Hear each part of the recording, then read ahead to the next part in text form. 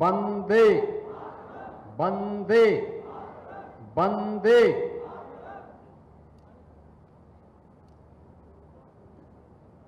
प्रधानमंत्री आवास योजना शहरी के लाभार्थियों को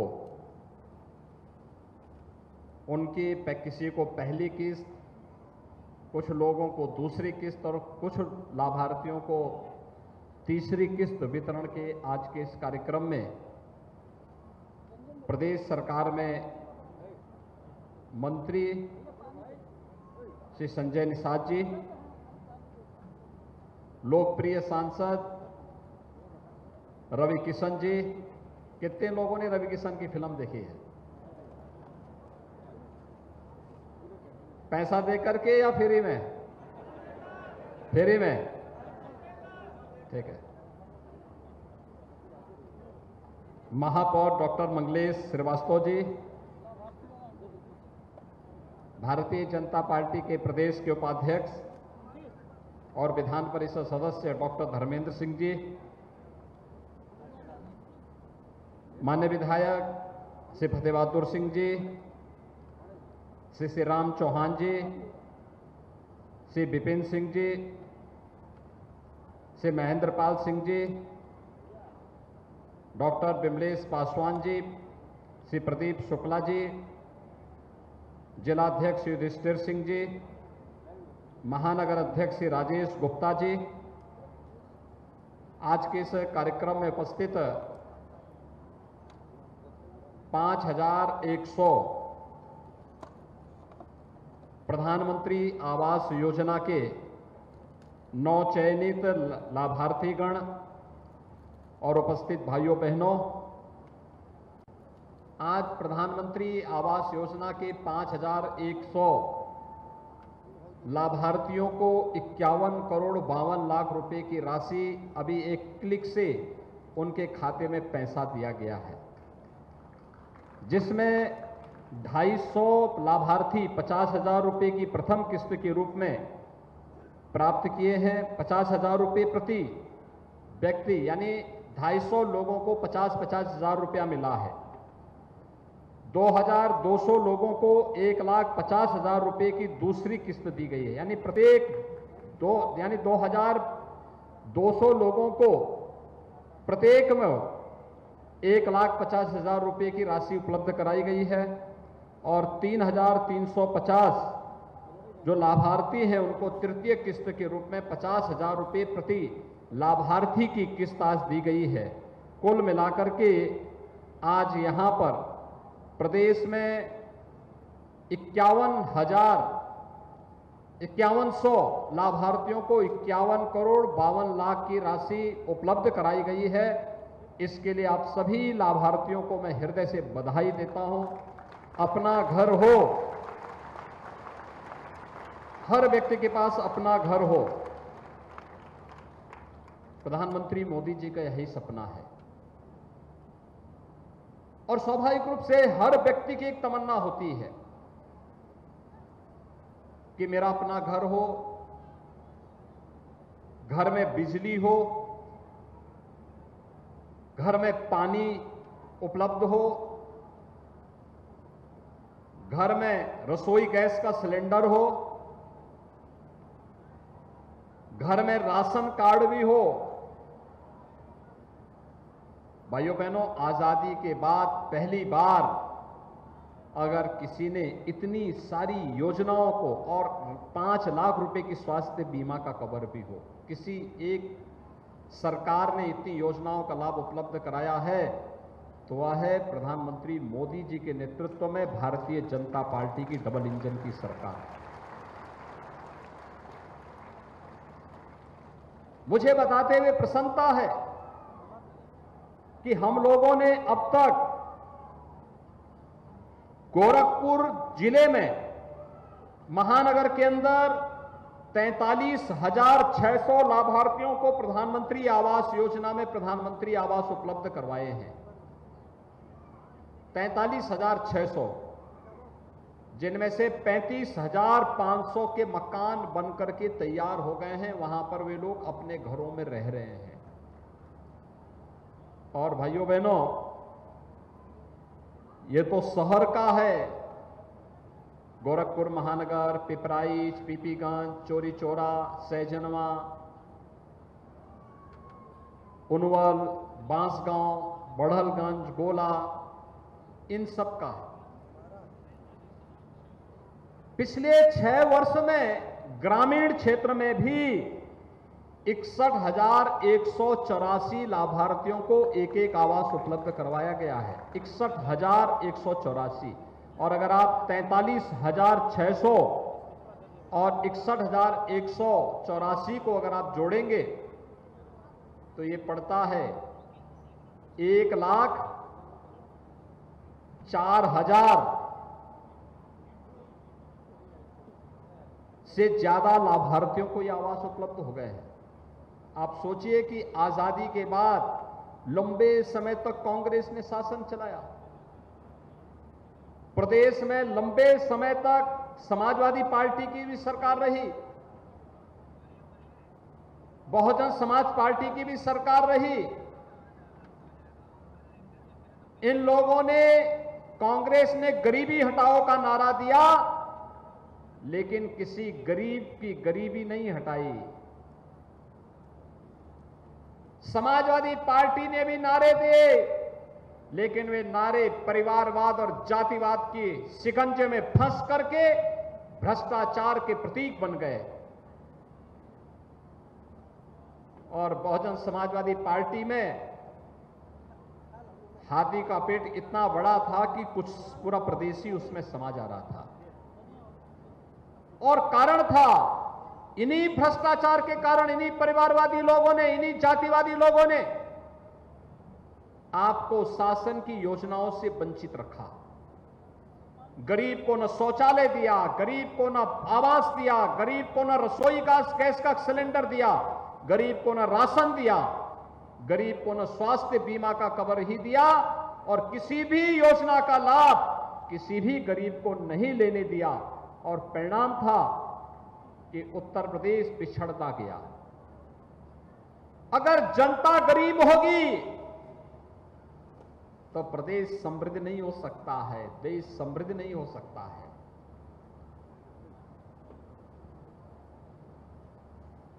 लोग बोलते थे इस बात को, उत्तर प्रदेश संसाधनों से अमीर है, लेकिन सरकारों की कुनीति के कारण, कुशासन के कारण यहां की जनता गरीब है। और आज भाइयों बहनों, दुनिया कहती है उत्तर प्रदेश अब बीमारू राज्य की श्रेणी से उभर चुका है। उत्तर प्रदेश के अंदर गरीबी रेखा के नीचे जीवन यापन करने वाले 6 वर्ष में, मात्र 6 वर्ष में 5.5 करोड़ लोग गरीबी रेखा से ऊपर उठे हैं। यह कार्य 1947 से लेकर के 2017 के बीच में भी हो सकता था, लेकिन भाइयों बहनों, इसको करने के लिए इच्छा शक्ति का अभाव था। उन लोगों के एजेंडे में गरीब का कल्याण हो, यह नहीं था। गरीब को शासन की योजनाएं ईमानदारी से मिल जाए, यह नहीं था। उनके एजेंडे में तो मैं था, मैं और मेरा परिवार, मैं और मेरा परिवार। महाभारत के सभी रिश्ते एक साथ जुड़ जाते थे। क्या काका, क्या मामा, क्या भांजा, क्या भतीजा, ये सब एक जुट होकर के प्रदेश के संसाधनों में लूटना चाहते थे। गरीब तड़पता था, गरीब तरस जाता था, उस तक शासन की योजना नहीं पहुंचती थी। न किसान को सम्मान था। आज किसान को फसल बीमा योजना की गारंटी भी है, और साल में 3 बार 2-2 हजार रुपए की राशि प्रधानमंत्री किसान सम्मान निधि की भी प्राप्त हो रही है। भाइयों बहनों, जो बीमार हो जाता था उसका पूरा सब कुछ बिक जाता था, सब कुछ बिक जाता था। आज प्रदेश के अंदर 10 करोड़ लोगों को 5 लाख रुपए की स्वास्थ्य बीमा का कवर पीएम जन आरोग्य योजना के अंतर्गत आयुष्मान भारत योजना के अंदर उपलब्ध कराया जा रहा है। यानी गरीब के लिए स्वास्थ्य बीमा का कवर भी है। स्ट्रीट वेंडर के लिए, पटरी व्यवसायी हैं, ठेला खोमचा रेड़ी लगाने वाले 27,000 से अधिक लोगों को, उत्तर प्रदेश में 9 लाख ऐसे परिवारों को हम लोगों ने अब तक पीएम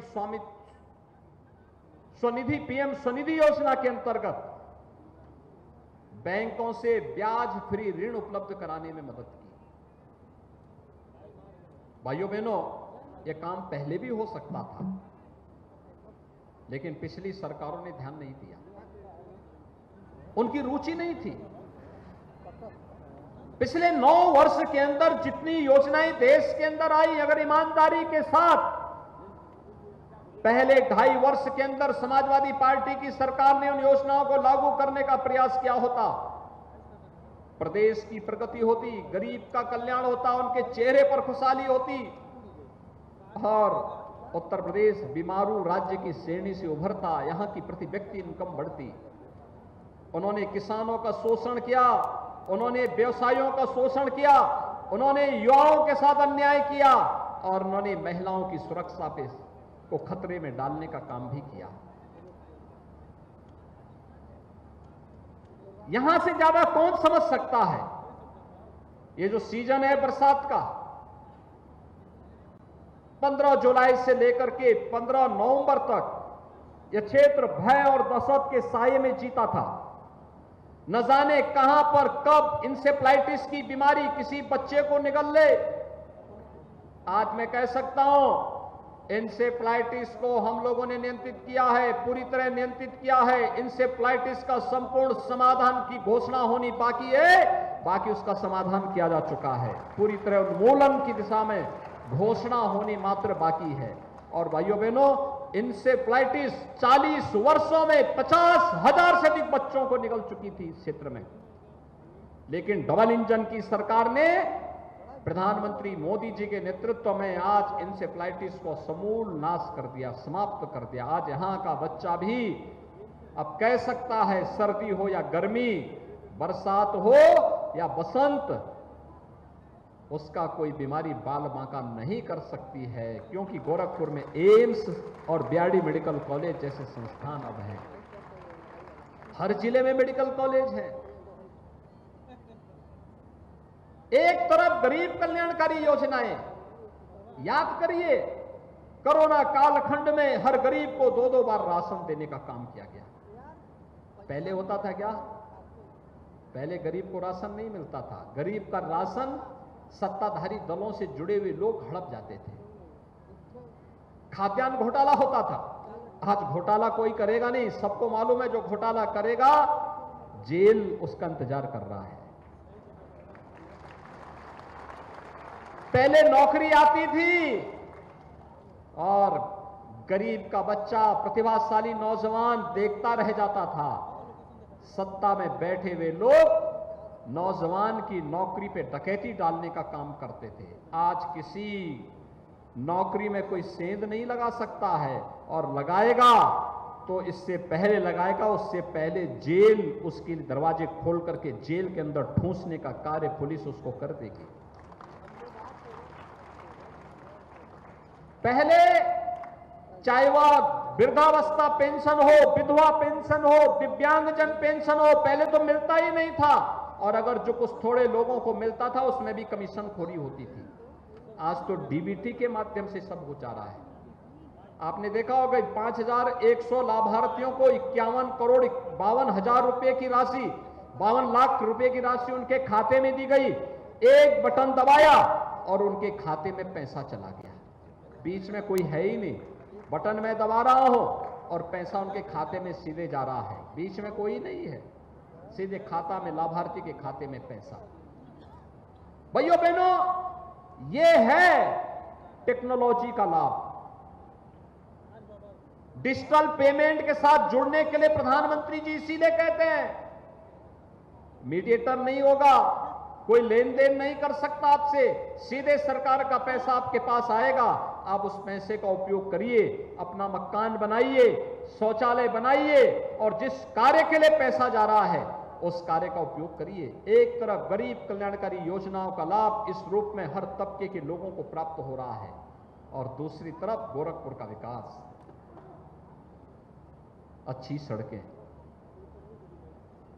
जब बनता है थोड़ा उस समय परेशानी जरूर होती है, लेकिन जब बन जाता है तब लोग, हर व्यक्ति, आप में से बहुत सारे लोगों को मैं देखता हूं कि रवि किशन की तरह ही ठुमके लगाते हुए देखते हैं सड़कों पे, सेल्फी लेते हैं बहुत सारे लोग। हमारे पास सबका फोटो आता रहता है, क्योंकि अब हम लोगों ने सीसीटीवी कैमरा लगा दिया है शहर में। सेल्फी लेते हुए सब लोग दिखाई देते हैं सड़कों पे। अच्छी सड़कें आज गोरखपुर की शोभा बना रही है, तो यहां का विकास भी आगे बढ़ा रहा है। विकास को कई गुना आगे बढ़ाया गया है। फर्टिलाइजर कारखाना देखो कितना, फिर से फर्टिलाइजर का निर्माण भी कर रहा है, रोजगार भी दे रहा है, और उस पूरे क्षेत्र के विकास में अपना योगदान भी दे रहा है। ये राप्ती जेल बाईपास का मार्ग जो स्पोर्ट्स कॉलेज होते हुए बरगदवा तक जाता है, नकाहा होते हुए 4 लेन का बन रहा है। ये भी खजांची में जाम नहीं होगा कुछ दिनों के बाद, जब यहां पे फ्लाईओवर बन जाएगा, सीधे ऊपर से उधर से लोग आके सीधे निकल करके सीधे बाहर निकल जाएंगे। मेडिकल कॉलेज वाला रोड ऐसे लगता है जैसे कोई विदेशी रोड हो। रामगढ़ ताल की तरफ आप जाएंगे तो रामगढ़ ताल तो शाम के समय एकदम आधुनिक पर्यटन केंद्र के रूप में विकसित हो गया है। क्या लाइट चमचमाती है वहां की, लोग जाते हैं, मनोरंजन भी होता है और हजारों गरीबों को रोजगार भी मिलता है वहां पे। बच्चों के लिए खाने पीने की चीज भी है और मनोरंजन के लिए सामने चिड़ियाघर भी है। आज क्या नहीं है गोरखपुर में, सब कुछ आपको मिल रहा है। एक तरफ गरीब कल्याणकारी योजनाओं का लाभ, दूसरी तरफ विकास की योजनाओं का लाभ। और इस सत्र में अभी प्रारंभ हो रहा है सैजनवा में अटल आवासीय विद्यालय, गरीबों के बच्चे वहां पढ़ेंगे। गरीबों के बच्चों को प्रवेश दिया जा रहा है। अत्याधुनिक शिक्षा, पब्लिक और कॉन्वेंट स्कूल में जिस प्रकार से अच्छी शिक्षा दी जाती है, उस कार्य को भी वहां आगे बढ़ाया जा रहा है। बेसिक शिक्षा परिषद के शहर के जितने विद्यालय होंगे, उन सब में पिछली बार मैंने अपनी विधायक निधि का पैसा देकर के फर्नीचर दिया था। इस बार ऑपरेशन कायाकल्प के माध्यम से सीएसआर का पैसा लेकर के उन सभी विद्यालयों में अच्छा फ्लोर दिया जा रहा है। बालक बालिकाओं के लिए टॉयलेट दिए जा रहे हैं, अतिरिक्त कक्ष देंगे, लाइब्रेरी देंगे, अच्छा फर्नीचर देंगे और सभी प्रकार की सुविधाओं से युक्त करके गरीब का बच्चा भी अच्छी शिक्षा प्राप्त करेगा। स्मार्ट क्लास भी वहां होगा। इस प्रकार की सुविधा देने का कार्य हो रहा है। भाइयों बहनों, विकास की सोच के साथ हम सबको जुड़ना होगा और याद रखना, ये विकास ही सबका कल्याण करेगा। विकास की सकारात्मक सोच ही कल्याण का मार्ग प्रशस्त करेगा, प्रदेश को पहचान दिलाएगा और देश में अग्रणी राज्य के रूप में उत्तर प्रदेश को स्थापित करेगा। आज उत्तर प्रदेश में अगर विकास के प्रति हम भी परिवारवाद, जातिवाद के चक्कर में पड़ते